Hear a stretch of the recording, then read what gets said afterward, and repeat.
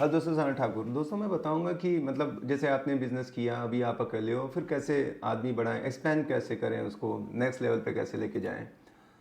तो मैंने क्या किया, उससे आप काफ़ी सीख सकते हो कि काफ़ी डिफरेंट डिफरेंट आपके बजट पे डिपेंड करता है। आप कितना बड़ा ऑफिस लें या नहीं लें, कितना बड़ा पैकेज लें, कितना लोगों को सैलरी दें, ये एक से ही सबको नहीं बताया जा सकता। पर मैं अपना आपको बताऊंगा, उससे आप आइडिया ले सकते हो या मेरा थॉट प्रोसेस क्या था उसके पीछे, वो प्रोसेस को भी समझ लिया। क्योंकि सैलरी भी अगर बॉम्बे की बात करेंगे डिफर करेगी, पर कोई 2-3 टीयर सिटी की या बाहर के होंगे तो वहाँ पे अलग होगा। तो आप हर जगह एक ही चीज़ नहीं समझ सकते हैं। जैसे प्रॉपर्टी के रेट डिफरेंट डिफरेंट है। तो करना क्या है, बेस्ट क्या है, सबसे पहले पार्ट टाइम में स्टार्ट करो। पार्ट टाइम में जैसे ही पार्ट टाइम में स्टार्ट करो या कहीं पे जॉब करके करो। यंग हो तो जॉब कर सकते हो, ज़्यादा पुराना आदमी हो गया तो लगता है कि ठीक है, साथ में ही ना जो कर रहा हूँ वो करते करते एक आध ऐसा काम चालू करें, बातचीत चालू करें और कुछ हो जाए 2-3 महीने में, ऐसे चालू करना है। गूगल से इन्फॉर्मेशन लेना है, थोड़ा थोड़ा उसकी फिर मिलती रहती है, अपने वीडियो देखो। तो ये आपने शुरुआत कर ली।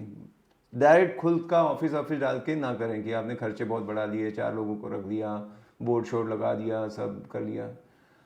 उसके बाद मतलब रेरा वगैरह तो अब डॉक्यूमेंट का वो अलग चीज़ हो जाएगा। बिजनेस बढ़ाने पे आ रहा हूँ। अब जब मैं ये करने लगा, मुझे सब सही सक्सेस मिलने लगी, तो मुझे लगा भाई एक आदमी चाहिए, मुझसे काम नहीं है। आप आदमी कब बढ़ाना चालू करोगे?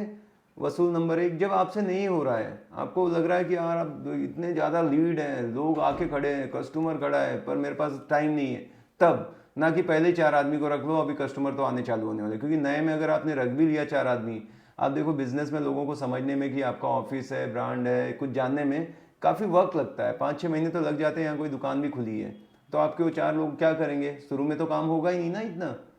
तो बेटर है कि आप अकेले। अब जब काम बढ़ गया और लोग ही ज़्यादा होने लगे तो ऑटोमेटिक समझ में आ रहा है कि अब वक्त आ गया है कि अब हमें एक आदमी और लेना चाहिए।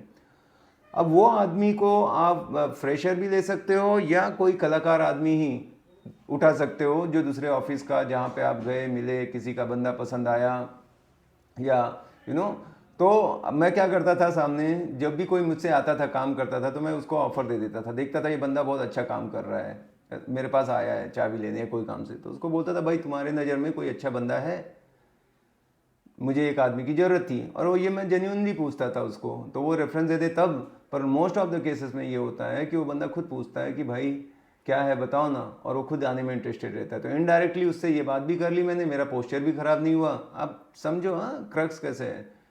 और फिर वो आ जाता है, और वो उसी बंदे से बात करूंगा, मतलब उसको इंडिकेट भी करके कि जो आपके जैसा ही हो, स्मार्ट हो, काम करता हो, मेहनती हो, ईमानदार हो, तो वो जान जाएगा बातें तो सारी मेरी हो रही हैं, वो भी अगर समझदार होगा तो। फिर ऐसे मैंने एक एक एक हायर करना चालू किया। तो फर्स्ट बंदा मिला, फिर वो सारी देखने लगा, तो फिर मैं क्या करने लगा, मेन काम मैं करता था, जैसे कोऑर्डिनेट करना, ओनर को फ़ोन करना, क्लाइंट को बुलाना, और फिर बोलता था मेरा एक बंदा है वहाँ पे मिलेगा, ये दिखाने का काम करता था। उसके बाद जब ये काम बढ़ने लगा तो मैंने कहा कि यार अब बहुत हो रहा है, रेंटल सेल सब दिखाता था वो, तो मैंने एक और बंदे को हायर किया कि रेंट का ये दिखाए, सेल का वो दिखाए। तो इस तरह से फिर मेरे पास 2 लोग हो गए। सेल का एक करने लगा, रेंट का, दोनों को अलग अलग डायरेक्ट लीड जो मेरे पास आती थी, मैं ही तब भी कोऑर्डिनेट कर रहा था, इनको देने लगा। अब उसके बाद काम और बढ़ने लगा, मुझे लगा कि और मुझे टाइम चाहिए, तो मैंने फिर एक मैनेजर, एक लड़की हायर किया बैक ऑफिस में, कि वो बंदी सब ये देख ले कि लिस्टिंग करना भी है, और जो छोटे मोटे पेपर वर्क मुझे असिस्ट करना है, वो सारे काम के लिए फिर मैंने हायर किया कि बाई चांस मैं कहीं जा रहा हूँ, 8-10 दिन वैकेशन पे जा रहा हूँ, तो बंदी थोड़ा सा संभाल ले। और वो जो होगा वो बड़ा ही वफादार या क्लोज, ऐसा या तो रिलेशन वाले हों उनको रखो। ऐसे नहीं कि मतलब बाहर का एकदम स्ट्रेंजर पे मैंने रियल एस्टेट में बिल्कुल कम ही मतलब रखा है, बहुत अपने परिचित लोगों के साथ किया। वो एक ध्यान रखना, कोशिश करना कि बैक ऑफिस में लड़कियां काम करें और फ्रंट में फील्ड में ये करें। लड़कियां लॉन्ग टर्म काम करती हैं और ज़्यादातर ईमानदार होती हैं। जो लड़के आएंगे वो आज नहीं तो कल अपना बिजनेस ध्यान में रख के ही काम करेंगे, उनको खुद का चालू करना है। अगर वो आपके घर परिवार के कज़िन या जिसने कुछ नहीं किया, आप उनको रखोगे, बहुत अच्छी बात है। और वो फिर कोई दिक्कत नहीं है, वो एकदम से धोखा नहीं देंगे, मतलब कोई डेटा और चोरी वगैरह करके या क्लाइंट का यहाँ वहाँ नहीं करेंगे, बड़ा तो कुछ नहीं करेंगे। बट बाकी तो सब फिराक में ही रहते हैं, कब अपना चालू करूँ, जो मैंने अभी तक ऑब्जर्व किया, हो सकता है मैं गलत हूँ।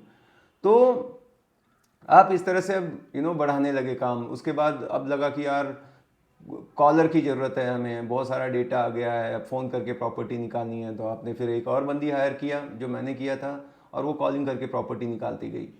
अब ये एक ऑफिस का मेरा पूरा सेटअप हो गया। अब ये सेटअप मेरा सक्सेसफुल हो गया, पैसे बनाने लगा, सारी चीज़ें एकदम स्मूथली रन करने लगी। मुझे लगा कि अब मैं फ्री हूँ, क्योंकि अब ये जो रेंटल वाले थे, सेल वाले थे, पुराने हो चुके हैं।